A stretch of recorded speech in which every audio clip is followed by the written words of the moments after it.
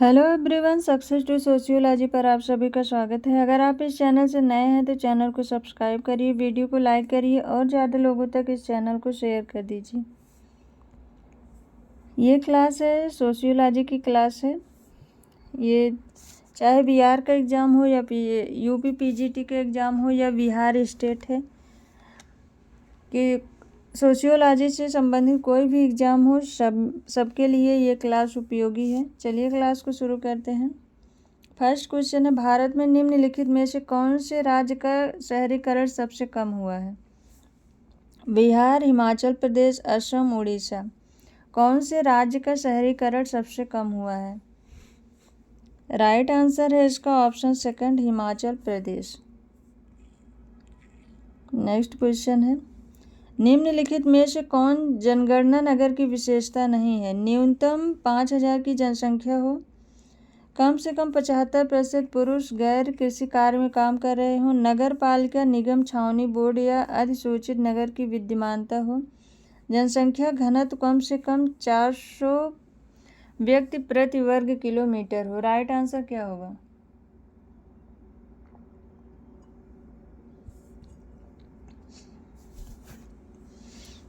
कौन सी विशेषता इसमें सही नहीं है? तो इसका राइट आंसर ऑप्शन थर्ड है। नगर पालिका, निगम, छावनी, बोर्ड या अधिसूचित नगर की विद्यमानता हो, ये ऑप्शन सही नहीं है। नगर के संबंध में न्यूनतम 5,000 की जनसंख्या हो, 75% पुरुष गैर कृषि कार्य में काम कर रहे हों और जनसंख्या घनत्व 400 प्रति वर्ग किलोमीटर हो, तो ऑप्शन थर्ड इसका राइट आंसर है। ये नहीं है नगर की विशेषता। नेक्स्ट क्वेश्चन है, पीत क्रांति का संबंध है तिलहन, दुग्ध, तेलंगाना, टाइगर संरक्षण। पीत क्रांति का संबंध किससे है? राइट आंसर है इसका ऑप्शन फर्स्ट, तिलहन।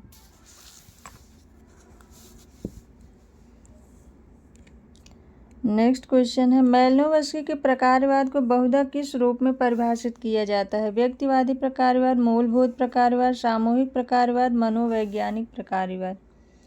मैलिनोवस्की के प्रकारवाद के बारे में पूछा है, उनके प्रकारवाद को किस रूप में जाना जाता है? इसका राइट आंसर है ऑप्शन फर्स्ट, व्यक्तिवादी प्रकारवाद। नेक्स्ट क्वेश्चन है, आर के मर्टन के अनुसार प्रकट प्रकार है आंशिक रूप से अभिप्रेरित व स्वीकृत, अभिप्रेरित व स्वीकृत, अभिप्रेरित नहीं और अस्वीकृत, आंशिक रूप से अभिप्रेरित व आंशिक रूप से स्वीकृत। राइट आंसर क्या होगा? आर के मर्टन के अनुसार पूछा है प्रकट प्रकार क्या है। तो इस क्वेश्चन का राइट आंसर है ऑप्शन सेकंड, अभिप्रेरित व स्वीकृत। नेक्स्ट क्वेश्चन है, आधुनिक समाज में कालातीत के रूप में समग्र के रूपांतर पर किस विद्वान ने जोर दिया है? Marshall McLuhan, David Harvey, Manuel Castells, Anthony Giddens. आधुनिक समाज में कालातीत के रूप में समग्र के रूपांतरण पर किसने बल दिया है? इस क्वेश्चन का राइट आंसर है option third, manual Castle's. Next question है, सामाजिक विज्ञान शोध में निराकरणी प्राकलन की प्रारंभिक दार्शनिक पूर्वधारणा, तकनीकी विनिर्देश, गलत होने योग्य भिन्नता। राइट आंसर क्या होगा? प्रारंभिक दार्शनिक पूर्वधारणा गलत होने योग्य है, ऑप्शन थर्ड इसका राइट आंसर है। नेक्स्ट क्वेश्चन है, मीट 3 अवस्थाओं का वर्णन करता है जिसमें स्व की धारणा पैदा होती है और उसका विकास होता है। प्रारंभिक अवस्था क्रीड़ा है, दूसरी अवस्था कौन सी है? कौशल अवस्था, व्यक्त अवस्था, खेल अवस्था, शिशु अवस्था। राइट आंसर इसमें क्या होगा? इस क्वेश्चन का राइट आंसर है ऑप्शन थर्ड, खेल अवस्था। एक होता है प्ले स्टेज और दूसरा होता है गेम स्टेज। नेक्स्ट क्वेश्चन है, किसे सांकेतिक नृविज्ञान के प्रमुख विद्वान के रूप में जाना जाता है? गिट्स, शोर्च, मेट, मैनहीम। सांकेतिक नृविज्ञान के प्रमुख विद्वान के रूप में क्लिफोर्ड गिर्च को जाना जाता है। ऑप्शन फर्स्ट राइट आंसर है। नेक्स्ट क्वेश्चन है, गॉफमैन के अनुसार जब गुजरने वाले व्यक्ति एक दूसरे पर शीघ्रता से नज़र डालते हैं और फिर पुनः कहीं देखने लगते हैं, इसे कहा जाता है संपर्क न रखना, अंतःक्रिया करना, प्रतीकात्मक अंतःक्रिया करना, नागरिक उपेक्षा करना। राइट आंसर क्या होगा? गॉफमैन के अनुसार पूछा है, इसका राइट आंसर है ऑप्शन 4 नागरिक उपेक्षा करना।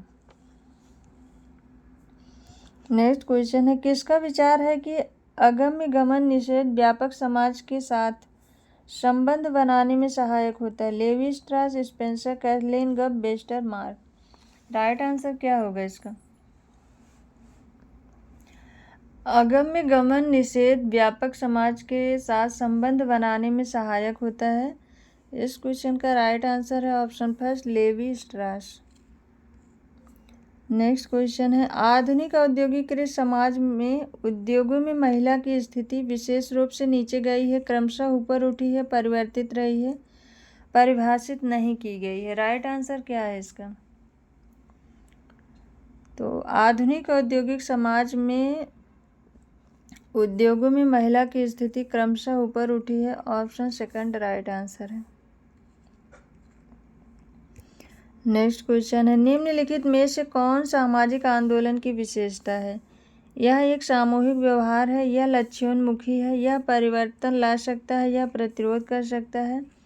आंदोलन के कारण हमेशा वास्तविक होते हैं, भले ज्ञात हो या अज्ञात। आंदोलन केवल वचन के कारण होता है।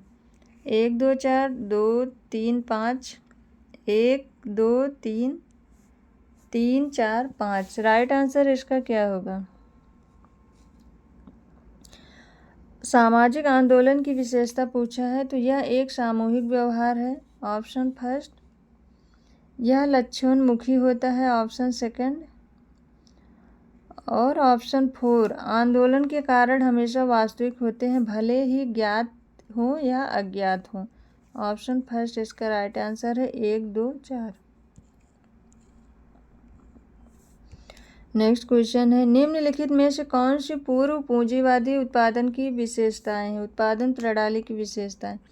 मुक्तिहीन श्रम, माल उत्पादन, आर्थिक और राजनीतिक शक्ति का समेकन, यांत्रिकीकरण, जीवन निर्वाह।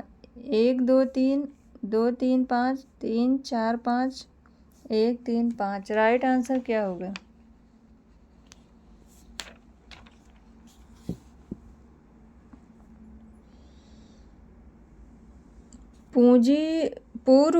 पूंजीवादी समाज के पहले जो समाज था उसकी विशेषता पूछा है तो इसका राइट आंसर होगा मुक्तिहीन श्रम। Option first. आर्थिक और राजनीतिक शक्ति का समेकन और जीवन निर्वाह। 1 3 5। ऑप्शन 4 इसका राइट आंसर है।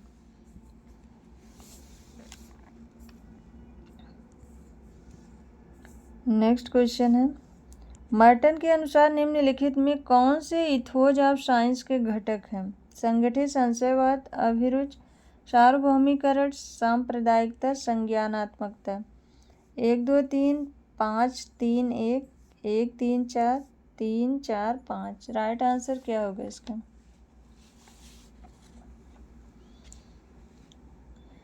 इस क्वेश्चन का राइट आंसर है संगठित संशयवाद ये है, सार्वभौमिकरण ये है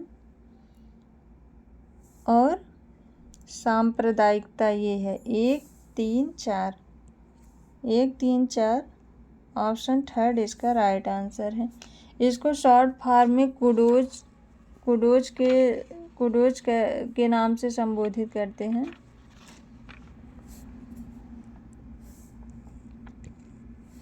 नेक्स्ट क्वेश्चन है, निम्नलिखित में से कौन से दो बांध भारत के सबसे विशाल बांध हैं? सरदार सरोवर बांध, भाखड़ा बांध, टिहरी बांध, हीराकुंड बांध। 1 और 2 2 और 4 2 और 3 1 और 4। राइट आंसर क्या होगा?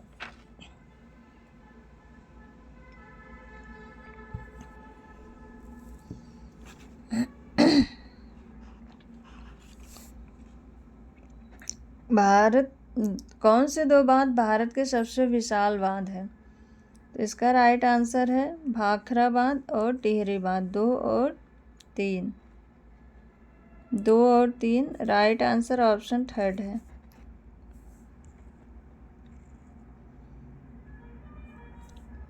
नेक्स्ट क्वेश्चन है, नगरीय संयुक्त अर्बन एग्लोमेरेशन के लिए निम्नलिखित में से कौन सी 2 स्थितियां आवश्यक है?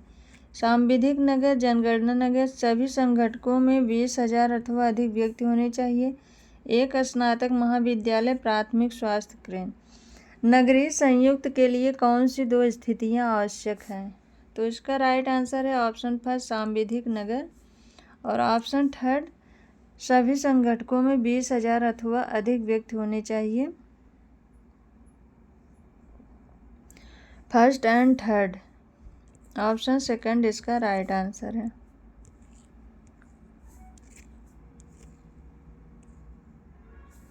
नेक्स्ट क्वेश्चन है, भारत में स्वतंत्रता के बाद 1970 तक समाजशास्त्री और सामाजिक मनोवैज्ञानिक अध्ययन में निम्नलिखित में से कौन से 3 विकासों पर गहरी चिंता व्यक्त की गई? पर्यावरण, सांस्कृतिक, आर्थिक, लैंगिक, सामाजिक। 1 2 3 3 4 5 2 3 4 2 3 5 राइट आंसर क्या होगा? स्वतंत्रता के बाद 1970 तक समाजशास्त्री और सामाजिक मनोवैज्ञानिकों के द्वारा किस विषय पर गहरी चिंता व्यक्त की गई है?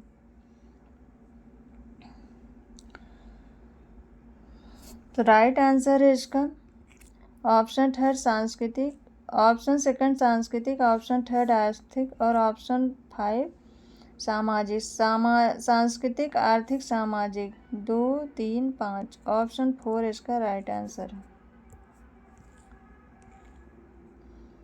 नेक्स्ट क्वेश्चन है, निम्नलिखित में से कौन से प्रेरण के तत्व हैं? प्रेरण के तत्व कौन से हैं? सामान्य कथन, 2 या अधिक चरों के बीच नियमित साहचर्य का सुझाव देना, अनुभूतिपरक प्रेक्षणों की श्रृंखला से व्युत्पन्न, निष्कर्ष प्रारंभिक बिंदु है, सुदृढ़ निष्कर्ष। 1 2 और 3 2 और 4 3 4 और 5 2 4 और 5 राइट आंसर इसका क्या होगा?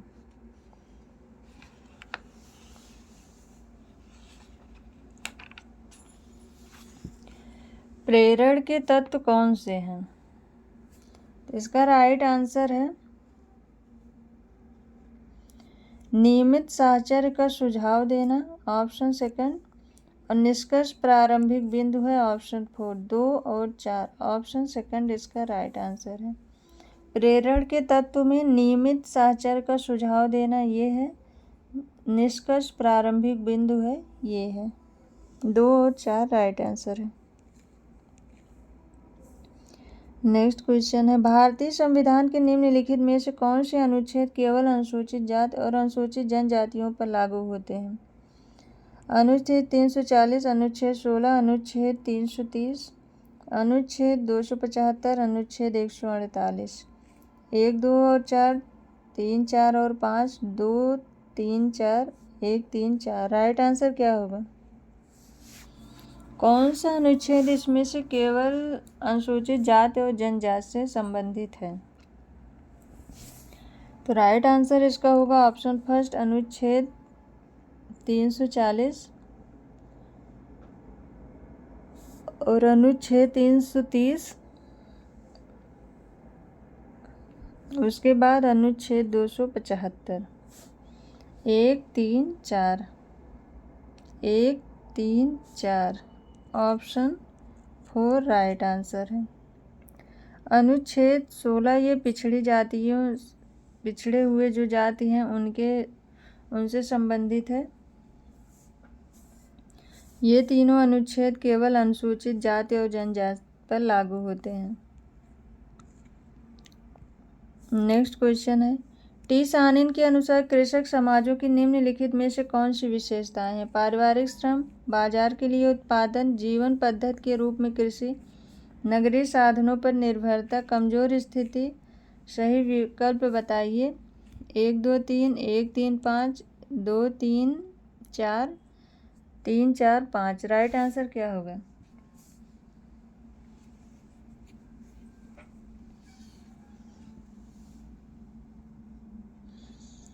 इस क्वेश्चन का राइट आंसर है टी सानिन के अनुसार पूछा है कृषक समाज की विशेषता। तो ऑप्शन फर्स्ट होगा पारिवारिक श्रम और जीवन पद्धति के रूप में कृषि, कमजोर स्थिति 1, 3, 5। ऑप्शन सेकंड राइट आंसर होगा। बाजार के लिए उत्पादन और नगरीय साधनों पर निर्भरता, ये नगरीय समाज से संबंधित है। नेक्स्ट क्वेश्चन है सामान्यीकृत अन्य का उदाहरण कौन सा है? समुदाय, मित्र, अभिभावक, साथी समूह।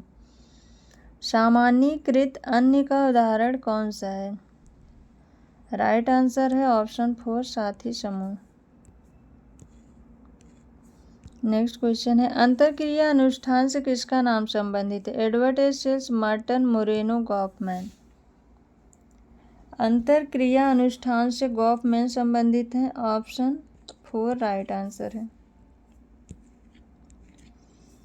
नेक्स्ट क्वेश्चन है सामाजिक क्रिया और प्रतिक्रिया व्यष्टि स्तर पर आत्म के संगठन से किसका सरोकार था? Luckmann, Berger, Goffman, Mead. सामाजिक क्रिया और प्रतिक्रिया के व्यष्टि स्तर पर आत्म के संयोजन से किसका सरोकार था? राइट आंसर है option 3 Irving Goffman. Next question है हेरोल्ड गारफिंकल कुछ विद्वानों से प्रभावित थे, निम्न में से एक उनकी सूची से अलग करिए, वह कौन है? Parsons, Herschel, Schutz, Merton. Right answer है इसका option 4 R.K. Merton. Next question है गारफिंकल के अनुसार डॉक्यूमेंट्री पद्धति है आंकड़ों के संकलन की व्यवस्थित विधि, समाज के विश्लेषण के लिए गणना का तरीका, आंकड़ों का सांख्यिकीय वर्णन, लिखित अभिलेखों का अध्ययन। राइट आंसर इसका क्या होगा? डॉक्यूमेंट्री पद्धति है तो समाज के विश्लेषण के लिए गणना का तरीका। ऑप्शन सेकंड राइट आंसर है।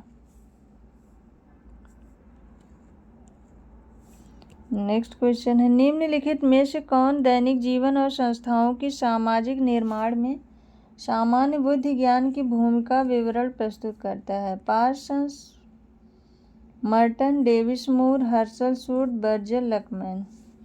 दैनिक जीवन और संस्थाओं की सामाजिक निर्माण में सामान्य बुद्धि ज्ञान की भूमिका इससे संबंधित है बर्जर और लकमैन। ऑप्शन 4 राइट आंसर है। नेक्स्ट क्वेश्चन है मीड द्वारा ऐसे व्यक्तियों को जिनका किसी व्यक्ति के स्वमूल्यांकन तथा सामाजिक आदर्शों की स्वीकृत या अस्वीकृत पर सर्वाधिक प्रभाव होता है, उन्हें क्या कहा है मीड ने? संदर्भ दूसरे, महत्वपूर्ण दूसरे, सामान्यीकृत दूसरे, मॉडल दूसरे। तो राइट आंसर इसका होगा ऑप्शन 3 सामान्यीकृत दूसरे। नेक्स्ट क्वेश्चन है निम्नलिखित में से किसने हर्शल की घटना क्रिया विज्ञान के लिए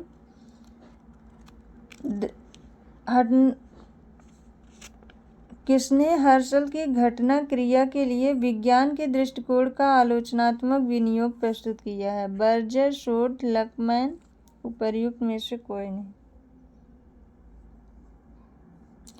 तो हर्शल के घटना विज्ञान के लिए आलोचनात्मक दृष्टिकोण शूर्ज ने दिया है।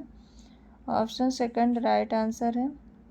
आज की क्लास बस यहीं तक। आई होप आप सबको ये क्लास पसंद आई होगी। क्लास पसंद आए तो वीडियो को लाइक करिएगा, चैनल को सब्सक्राइब करिए और ज़्यादा लोगों तक इस चैनल को शेयर कर दीजिए। Thank you.